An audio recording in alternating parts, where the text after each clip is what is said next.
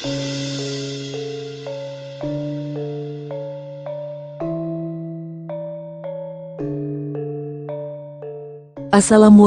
warahmatullahi wabarakatuh. Berjumpa kembali di channel Langit Bukit Menoreh Official. Di kesempatan kali ini, akan melanjutkan cerita di video sebelumnya, sebuah cerita karya Ebes, yang berjudul, Babat Negeri Leluhur, episode yang ke-130. Sebelum kita masuk ke ceritanya, tekan dulu tombol like video ini dan jangan lupa tekan juga tombol subscribe channel ini, dan nyalakan juga lonceng notifikasinya, agar tidak ketinggalan cerita-cerita lainnya. Dan seperti apa untuk kisahnya kali ini, langsung saja kita masuk ke ceritanya.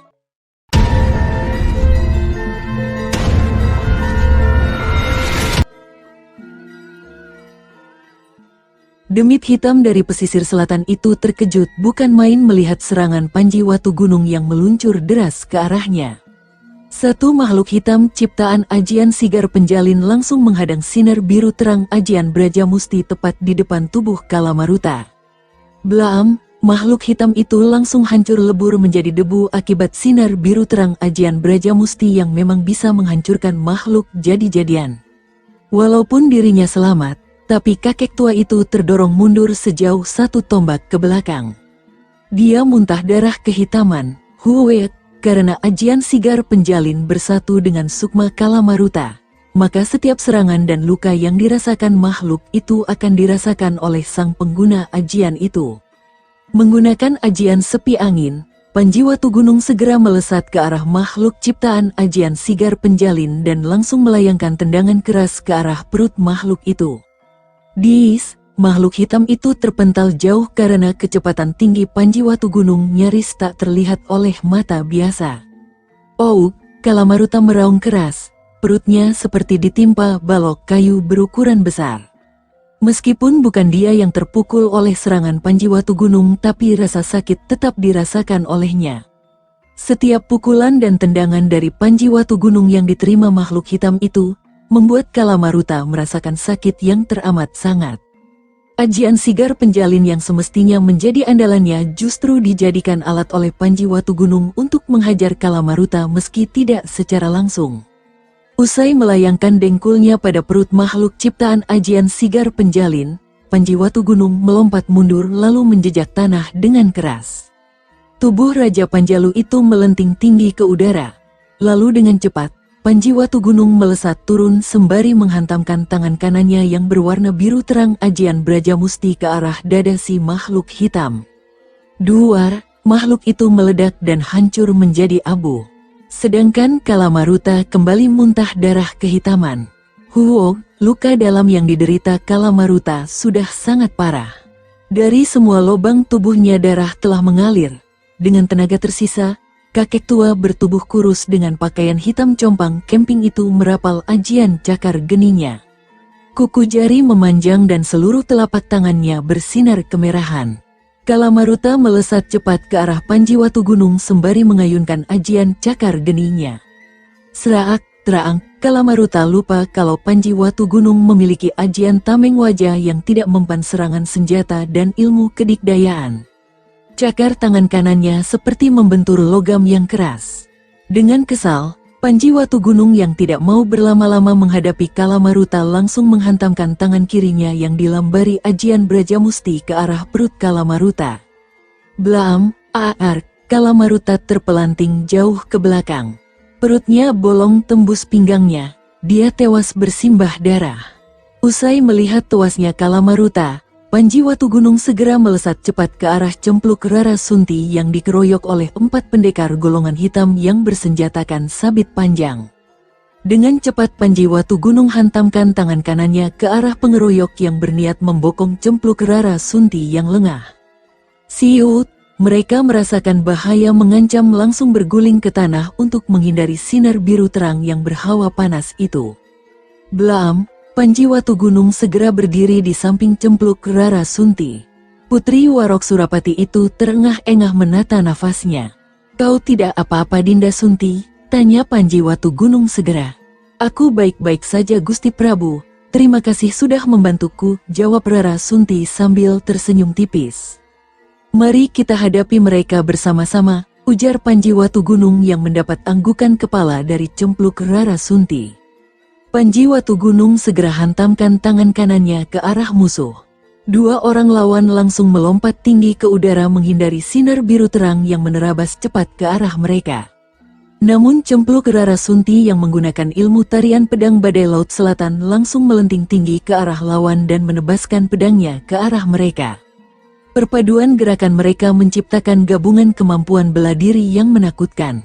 Di sisi lain, Iblis Mata Satu bertarung sengit melawan Senopati Warigalit.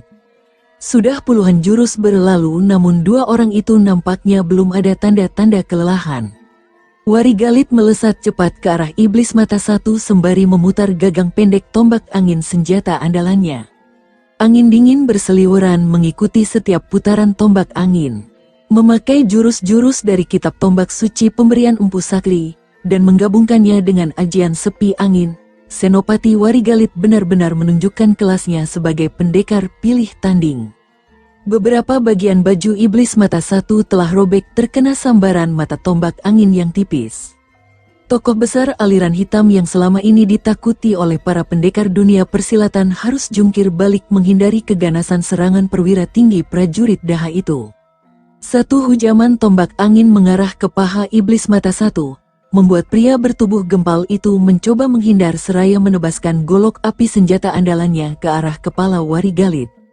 Namun Senopati Panjalu itu dengan cepat merendahkan tubuhnya lalu memutar tubuhnya. Satu tendangan keras menghajar pinggang Iblis Mata Satu. Iblis Mata Satu terhuyung-huyung ke samping kanan nyaris terjatuh andai saja tidak cepat menjadikan golok apinya sebagai penyangga tubuhnya. Pendekar golongan hitam bermata satu mendengus keras. Baru kali ini dia mendapat lawan tangguh seperti Senopati Warigalit. Iblis Mata Satu langsung memompa tenaganya untuk melompat tinggi ke udara. Begitu di udara, dia memusatkan tenaga dalamnya ke lengan dan menyalurkannya pada golok apinya. Senjata itu langsung mengeluarkan api membara. Dengan cepat Iblis Mata Satu meluncur turun ke arah Senopati Warigalit sembari membabatkan golok api ke kepala perwira tinggi prajurit Daha itu. Hiat, dengan kecepatan tinggi, Senopati Warigalit melesat menjauh hingga tebasan golok api hanya menghajar tanah dengan keras. Buami, ledakan keras saat golok api menimpa tanah hingga menciptakan lubang besar di sana. Melihat lawan berhasil menghindar, Iblis Mata Satu membuka tutup mata kirinya. Dari mata itu sebuah sinar kemerahan melesat cepat ke arah Senopati Warigalit. Siut, Warigalit harus melompat ke sana kemari untuk menghindari sinar mata kiri Iblis Mata Satu yang terus memburunya. Blam-blam, ledakan demi ledakan keras terdengar saat sinar mata Iblis Mata Satu menghantam tanah, pohon dan tubuh anggota pasukan penyergap. Melihat serangan Iblis Mata Satu yang terus memburunya, Senopati Warigalit terus bergerak lincah menghindari amukan sinar mata Iblis Mata Satu. Saat Senopati Warigalit kerepotan melawan Iblis Mata Satu, suara gemuruh prajurit terdengar dari arah barat. Awalnya pasukan penyergap di bawah pimpinan Aku Umartayuda dan Sumantri unggul dalam pertarungan. Ratusan prajurit Panjalu tewas karena tingkat kepandaian ilmu bela diri mereka jauh di bawah para anggota pasukan penyergap. Meskipun Tumenggung Ludaka, Tumenggung Landung, Tumenggung Sindu Praja dan Demung Gumbrek sekuat tenaga menahan gempuran para penyergap yang merupakan para pendekar golongan hitam, namun mereka juga harus menghadapi Aku Umartayuda, Sumantri, dan para pendekar sewaan yang rata-rata berilmu tinggi. Para pucuk pimpinan prajurit Panjalu seperti Panji Watu Gunung, Senopati Warigalit, Dewi Srimpi dan Cempluk Rara Sunti juga sibuk menghadapi lawan yang tangguh. Namun kedatangan para prajurit Garuda Panjalu di bawah perintah Tumenggung Jarasanda dan Demung Rakai Sanga membuat semangat para prajurit Panjalu yang sempat menurun langsung membara kembali. Senopati Warigalit terus berjumpalitan ke sana kemari. Serangan sinar mata kiri Iblis Mata Satu sangat berbahaya. Namun Warigalit mulai menemukan bahwa serangan sinar mata kiri Iblis Mata Satu memiliki jeda waktu beberapa saat sebelum bisa menyerang kembali. Segera dia menyambar sebuah tameng besi yang tergeletak di tanah. Dengan gerakan cepat tak beraturan, Senopati Warigalit mendekati iblis mata satu lalu membuat gerakan sedekat mungkin dengan pendekar tua itu. Keberanian Senopati Warigalit membuat iblis mata satu terkejut. Sabetan golok api berhasil dihindari oleh Warigalit, lalu sinar mata kirinya ditangkis dengan tameng besi. Jelar. Ledakan terdengar dan satu tusukan cepat tombak angin langsung menusuk mata kiri iblis mata satu. Crep, aar, raungan keras terdengar. Iblis mata satu kini benar-benar kehilangan mata kirinya. Darah mengalir keluar dari luka pada mata pendekar golongan hitam itu. Warigalit tidak membuang kesempatan. Tombak angin dia lemparkan ke arah perut iblis mata satu yang masih memegang mata kirinya yang berdarah. Jliep oh. Lenguhan panjang terdengar dari mulut iblis mata satu. Dia tewas dengan tombak angin menancap di perutnya. Di sisi barat, Tumenggung Ludaka menghapus darah yang merembes dari luka dada kirinya. Mata pimpinan pasukan Lowo Bengi itu menatap tajam ke arah Sumantri alias pendekar pedang tunggal. Rupanya benar dugaan Gusti Pangeran Jayengrana, kalian akan berkumpul di tempat ini untuk menghadang kami. Sudah waktunya aku bersungguh-sungguh menghadapimu, ujar Tumenggung Ludaka sambil menyeringai lebar. Sumantri sedikit terkejut mendengar ucapan Ludaka. Namun pendekar aliran hitam itu tersenyum mengejek. Lagamu seperti masih punya ilmu pamungkas saja, Antek Daha. Ayo keluarkan semuanya, tantang Sumantri sambil menepuk dadanya dengan sombong. Tumenggung Ludaka segera merogoh bajunya dengan kedua tangannya. Saat tangan itu keluar masing-masing selai jari terdapat satu pisau kecil. Hehehe, aku jarang menggunakannya. Tapi kali ini kau harus tersanjung karena ilmu yang aku pakai ini. Senyum terkembang di bibir Tumenggung Ludaka. Hujan pisau dewa kematian. Hiat. Kedua tangan Ludaka mengibas ke arah Sumantri. 8 pisau kecil melesat cepat ke arah Sumantri yang telah bersiaga penuh. Seruring sering. Tumenggung Ludaka yang memiliki ilmu meringankan tubuh tinggi meski masih di bawah Panji Watu Gunung dan Dewi Serimpi, langsung berlari mengelilingi Sumantri sambil terus melemparkan pisau-pisau kecil hingga terlihat seperti hujan pisau berkecepatan tinggi dari segala penjuru ke arah Sumantri. Pendekar pedang tunggal terus memutar pedangnya untuk menangkis hujan pisau kecil yang nyaris tak ada habisnya menyerangnya. Tring, satu persatu luka akibat sayatan pisau kecil yang menggores kulit Sumantri mulai menghiasi seluruh tubuhnya. Juga beberapa yang menancap di beberapa bagian tubuhnya membuat gerakan Sumantri menjadi lambat. Saat pisau kecil terakhir dilemparkan, Tumenggung Ludaka segera mencabut sepasang pedang pendek dari pinggang dan melesat cepat mencari pertahanan tubuh Sumantri yang paling lemah. Saat menemukannya, Tumenggung Ludaka segera mengayunkan pedang pendeknya ke arah lengan kanan Sumantri yang sudah banyak mengeluarkan darah. Kraasyel, aar, Sumantri menjerit keras saat tangan kanannya terpisah dari badannya. Pendekar pedang tunggal itu dengan sempoyongan mencoba menjauh dari Ludaka. Demung Gumbrek yang baru saja menghabisi nyawa seorang anggota pasukan penyergap, melihat Sumantri yang mendekatinya langsung menghantam kepala Sumantri dengan pentung sakti. Pruraak, kepala Sumantri langsung pecah seketika. Cairan otak dan darahnya langsung berhamburan kemana-mana. Tumenggung Ludaka segera mengacungkan jempolnya pada sahabat karibnya itu. Bagus Brek, ingat Dek Jum menunggu di rumah, ujar Tumenggung Ludaka yang membuat Demung Gumbrek langsung tersenyum lebar.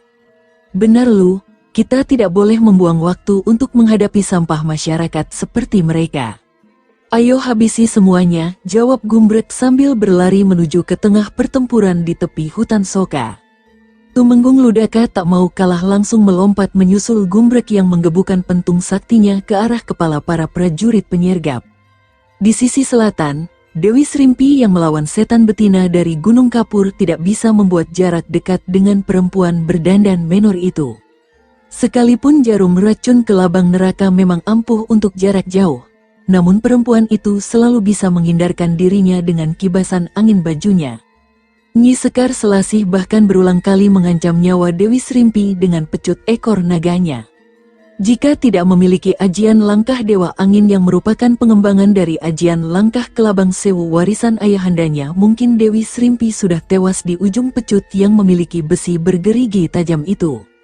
Hayo maju perempuan cantik, Coba serang aku jika kau mampu, hehehe, ujar Nyi Sekar Selasih sambil memutar pecut ekor naga. Cambuk sepanjang 2 tombak itu berputar-putar di sekeliling tubuh Nyi Sekar Selasih seperti membuat perisai yang melindungi perempuan berdandan menor itu. Dewi Srimpi mendengus dingin. Selir ketiga Panji Watu Gunung itu segera mencabut pedang kelabang neraka dari sarungnya. Kau terlalu jumawa, Dewi Srimpi melesat cepat dengan memutari Nyi Kembang Selasih. Dia ingin mencari titik lemah dari wanita yang berdandan layaknya seorang teledek itu.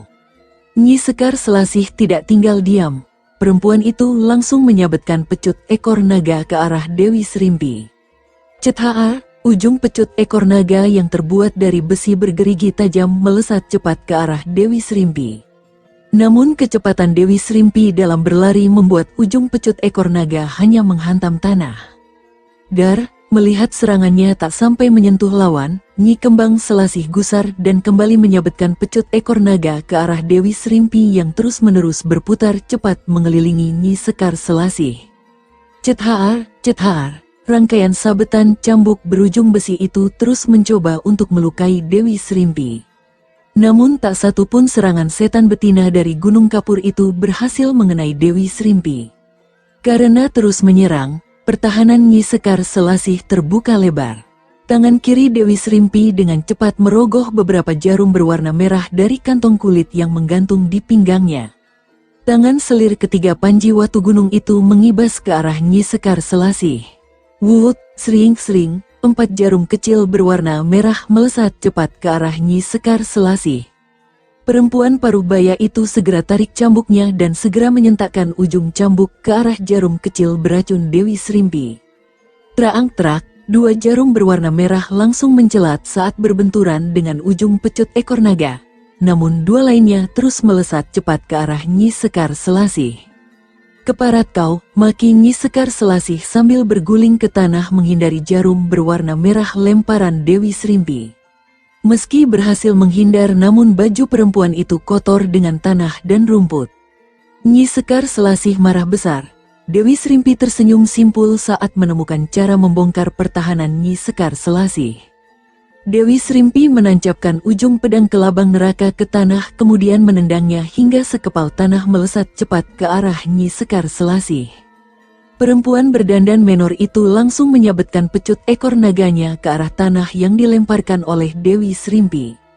Dar, kembali Dewi Srimpi melakukan hal yang sama dan Nyi Sekar Selasih terus menghantam tanah dengan cambuknya. Hingga debu beterbangan di sekitar tempat itu, Dewi Srimpi kembali melemparkan 4 jarum kecil beracun miliknya ke arah Nyi Kembang Selasih. Perempuan Parubaya itu gelagapan saat pandangannya terganggu dengan debu beterbangan di sekitarnya. Perempuan itu segera menyadari bahwa dia masuk ke dalam perangkap Dewi Srimpi. Segera dia mengibaskan tangan kirinya yang dilambari ajian Bayu Samudra sambil tangan kanannya menangkis serangan jarum beracun Dewi Srimpi. Wuwus triting-tring, selir ketiga Panji Watu Gunung segera memakai cadar hitam yang selama ini tersimpan rapi di balik bajunya. Kemudian ia melesat cepat ke arah Nyi Sekar Selasih sambil menghantamkan tangan kanannya yang dilambari ajian tinju petirnya. Gerakan cepat Dewi Srimpi yang tersamar dalam debu yang beterbangan benar-benar di luar pengamatan Nyi Sekar Selasih. Setan betina dari Gunung Kapur itu terkejut bukan main. Buru-buru dia menghantamkan tangan kirinya untuk menangkis hantaman tinju petir dari Dewi Srimpi.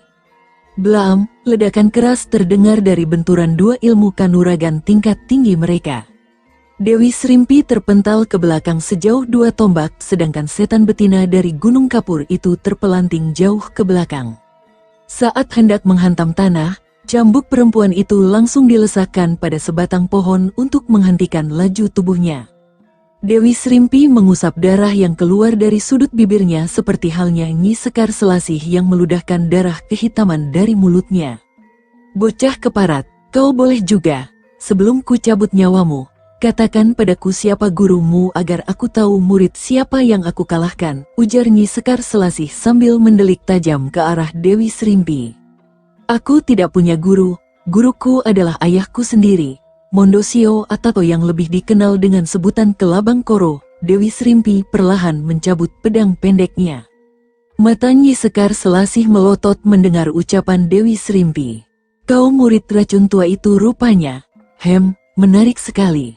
Dan kau juga putrinya. Wahahaha. Tawa Nyi Sekar Selasih menggelegar terdengar di telinga semua orang. Apa yang kau tertawakan nenek tua? Apa kau sudah gila? Hardik Dewi Srimpi sambil menatap tajam ke arah Nyi Sekar Selasih. Hahaha, Kelabang Koro itu tidak menikah, jadi mana mungkin punya anak? Dasar perempuan tolol, Kelabang Koro mencuri seorang bayi perempuan yang aku ambil dari Tumenggung Empu Kerta dari Karang Anom. Bayi itu hendak kujadikan tumbal ilmu awet mudaku. Kalau benar kau anak Kelabang Koro, berarti benar kau anak itu, ucapan Nyi Sekar Selasih ibarat petir di siang bolong yang menyambar telinga Dewi Srimpi. Dia teringat pada Kelabang Koro yang terus mengelak saat Dewi Srimpi bertanya siapa ibunya, dan hanya menjawab bahwa ibunya susah mati dibunuh oleh penjahat. Jadi kau yang membunuh ibuku? Tanya Dewi Srimpi dengan terbata-bata. Perempuan itu terus memegang bajuku hingga robek saat aku hendak pergi dari Katumenggungan Karang Anom. Terpaksa dia aku habisi. Hahaha, jawab Nyi Sekar Selasih sambil tertawa terbahak-bahak. Dewi Srimpi terkejut bukan main mendengar penuturan Nyi Sekar Selasih. Itu sesuai dengan ucapan Kelabang Koro waktu itu. Dewi Srimpi tidak marah dengan Kelabang Koro karena lelaki itu menyayanginya seperti ayah kandungnya sendiri. Yang membakar hatinya adalah omongan Nyi Selasih yang mengatakan bahwa dialah pembunuh ibu kandung Dewi Srimpi. Dasar perempuan iblis, hari ini akan kubalas kematian ibuku bangsat. Teriak Dewi Srimpi sambil melesat cepat ke arah Nyi Sekar Selasih. Setan betina dari Gunung Kapur itu dengan cepat menyabetkan cambuknya ke arah Dewi Srimpi yang bergerak cepat menuju dirinya. Selir ketiga Panji Watu Gunung itu segera berkelit sedikit saja lalu dengan cepat menangkap ujung pecut ekor naga. Nyi Selasih terkejut bukan main. Perempuan berdandan menor itu segera menyentakkan cambuknya yang terbuat dari kulit sapi yang dipilin dengan tenaga dalam. Dewi Srimpi melihat sentakan keras itu segera menginjak tanah dengan keras hingga kaki kanannya melesak ke dalam tanah sampai mata kaki. Lalu menyalurkan tenaga dalamnya ke cambuk yang dipegangnya. Dua tenaga dalam tingkat tinggi dari Dewi Srimpi dan Nyi Sekar Selasih merambat dan bertemu di tengah pecut ekor naga. Blar, ledakan terjadi akibat benturan dua tenaga dalam dan pecut ekor naga putus menjadi dua bagian. Dewi Srimpi dan Nyi Sekar Selasih masing-masing terdorong mundur beberapa langkah. Nyi Sekar Selasih marah besar melihat senjata andalannya putus. Perempuan itu segera melempar gagang cambuk yang terbuat dari besi ke arah Dewi Srimpi. Bersamaan dengan gagang cambuk yang melesat ke arah lawan, Nyi Sekar Selasih melesat cepat ke arah Dewi Srimpi dengan tangan yang diliputi oleh sinar biru berangin kencang berhawa dingin. Dewi Srimpi dengan cepat menangkis lemparan gagang cambuk dari Nyi Sekar Selasih dengan pedang pendeknya. Tring! Gagang cambuk mencelat dan menghantam kepala seorang anggota pasukan penyergap. Pria itu langsung roboh karena gagang cambuk menancap di kepalanya. Bersamaan dengan itu, Nyi Sekar Selasih menghantamkan tangan kanannya ke arah Dewi Srimpi. Putri Kelabang Koro itu pun menyambutnya dengan hantaman tangan kirinya yang dilambari ajian tinju petir. Blam, Nyi Sekar Selasih dan Dewi Srimpi sama-sama terpental ke belakang namun Dewi Srimpi masih sempat melemparkan dua jarum berwarna merah ke arah Nyi Sekar Selasih. Sluring-sering, crep-krep. Au, Nyi Sekar Selasih meraung saat dua jarum racun kelabang neraka menancap di lehernya. Perempatan tua itu menghantam tanah dengan keras. Tak lama kemudian dia melotot lebar dengan mulut berbusa putih. Dia tewas keracunan. Dewi Srimpi muntah darah kehitaman. Dengan cepat dia menotok beberapa titik nadi lalu menelan pil berwarna hijau. Wajahnya yang sempat pucat berangsur memerah kembali. Ibu, meskipun aku tidak tahu siapa namamu dan tidak sempat mengenalmu lebih dekat, setidaknya aku sudah membalas dendam kematianmu. Semoga kau tenang di Swarga Loka, ucap Dewi Srimpi lirih. Selir ketiga Panji Watu Gunung itu segera berdiri.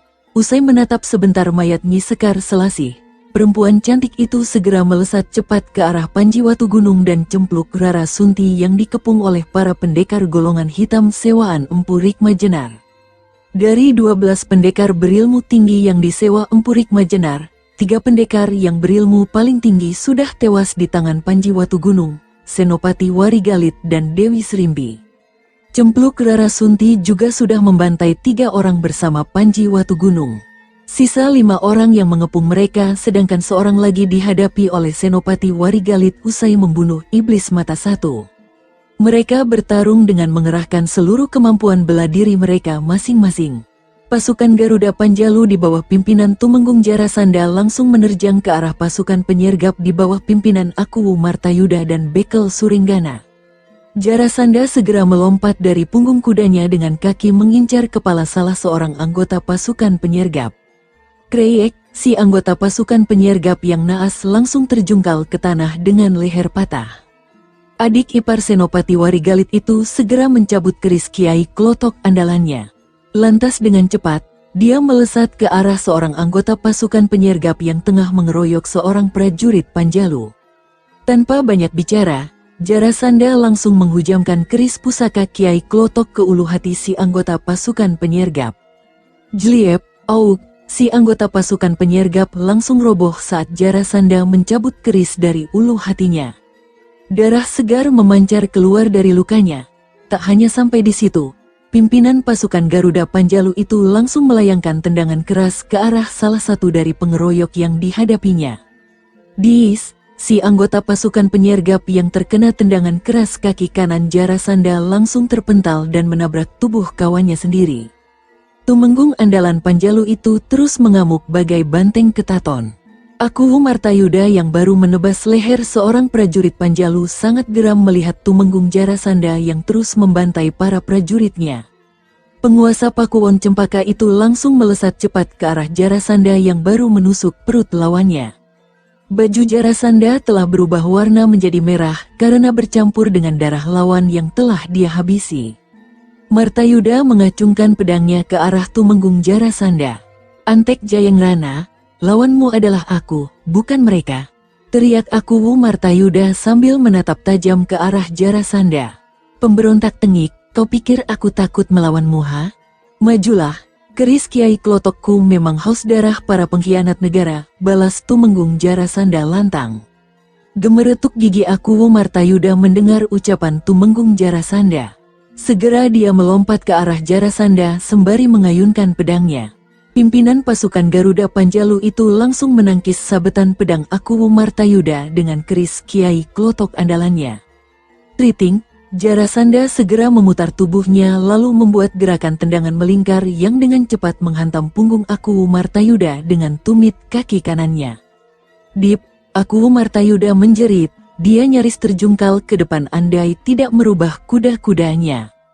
Dengan terburu nafsu, penguasa Pakuwon Cempaka itu segera membabatkan pedangnya. Kali ini mengincar leher Jarasanda, namun suami Dewi Landep itu membuka lebar-lebar kakinya hingga tubuhnya merendah yang membuat serangan Akuwu Martayuda hanya menyambar udara sejengkal di atas kepalanya. Dengan cepat, Jarasanda menusukkan keris pusaka Kiai Klotok ke lengan kanan Akuwu Martayuda. Wuk, keponakan Empu Rikma Jenar itu terlambat menarik lengan tangannya hingga keris Kiai Klotok masih mampu merobek kulit lengan dan menciptakan luka yang cukup dalam. Akuwu Martayuda melompat mundur beberapa langkah, pedangnya terlepas dari genggaman tangannya. Dengan cepat ia meraih bubuk putih dan menaburkan benda itu ke atas lukanya. Kemudian menotok urat nadi untuk menghentikan pendarahan. Usai mengobati luka, Akuwu Martayuda langsung mencabut keris di pinggangnya sambil merapal ajian tambak segara. Tangan kiri Akuwu Martayuda memancarkan cahaya biru kehijauan. Jarasanda tak mau kalah. Pimpinan pasukan Garuda Panjalu itu langsung merapal mantra ajian gugur bumi andalannya. Tangan kirinya diliputi sinar hijau terang. Akuwu Martayuda melesat cepat ke arah Jarasanda sembari menusukkan kerisnya. Jarasanda dengan cepat menangkis tusukan keris Akuwu Martayuda dengan keris Kiai Klotoknya. Truriting, tangan kiri Akuwu Martayuda terayun cepat ke arah Jarasanda. Pimpinan pasukan Garuda Panjalu itu segera menyongsongnya dengan kekuatan penuh. Blaam, Aku Martayuda yang kalah tenaga dalam terpental ke belakang sejauh beberapa tombak. Keris pusakanya mencelat entah kemana. Jarasandha yang hanya terdorong mundur beberapa langkah langsung melesat cepat ke arah Aku Martayuda yang muntah darah segar. Jarasandha langsung menjambak rambut Aku Martayuda dan bermaksud menancapkan keris Kiai Klotok ke lehernya.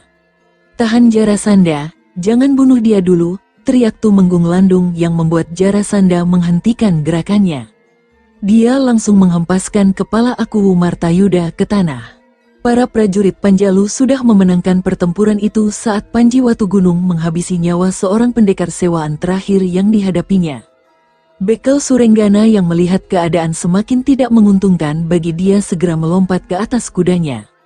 Dengan beberapa puluh prajurit Pakuwon Cempaka yang tersisa, dia bermaksud untuk melarikan diri. Bekel prajurit Pakuwon Cempaka itu nyaris lolos andai saja tidak ada kedatangan para prajurit lain yang datang ke tempat itu. Mau kabur kau Surenggana? Tanya pimpinan prajurit yang baru saja tiba dari arah barat. Tak kurang dari 500 prajurit Pakuwon Semanding di bawah pimpinan Bekel Kontring menutup jalur barat. Memang saat Aku Palgunadi menyadari kalau ada sesuatu yang disembunyikan oleh para prajurit Panjalu, dia memerintahkan kepada Bekel Kontring untuk mengawal para prajurit Panjalu dari kejauhan. Minggir kau Kontring, jangan ikut campur urusan pribadiku, teriak Bekel Surenggana sambil menunjuk ke arah Bekel prajurit Pakuwon Semanding itu. Menyerahlah, kau tak mungkin bisa lolos, ujar Bekel Kontring dengan tegas. Banyak mulut. Minggir kau, hardik Bekel Surenggana sambil melompat tinggi dari punggung kudanya sembari membabatkan pedangnya ke arah Bekel Kontring. Melihat itu, Bekel Kontring segera melemparkan tombaknya dengan sekuat tenaga ke arah Bekel Surenggana. Sret, jlip, awagah, lemparan tombak Bekel Kontring langsung menembus perut Bekel Surenggana. Pemimpin prajurit Pakuwon Cempaka itu jatuh ke tanah dan tewas dengan tombak menancap di perutnya. Sorak-sorai dari para prajurit Panjalu terdengar. Mereka memenangkan pertempuran di tepi hutan Soka itu meski harus kehilangan banyak kawan seperjuangan mereka. Panji Watugunung mengedarkan pandangannya dan mendapati Dewi Srimpi terus menatap ke arah mayat Nyi Sekar Selasih. Ada apa Dinda Srimpi? Tanya Panji Watugunung segera. Bulir air mata mengalir dari sudut mata Dewi Srimpi. Aku ingin mencari orang tuaku dan Mas Prabu. Orang tua? Apa maksudmu berkata demikian Dinda Srimpi? Bukankah ayahmu adalah Kelabang Koro? Tanya Panji Watugunung yang kebingungan dengan omongan selir ketiganya itu. Mendengar pertanyaan itu tangis Dewi Srimpi langsung pecah.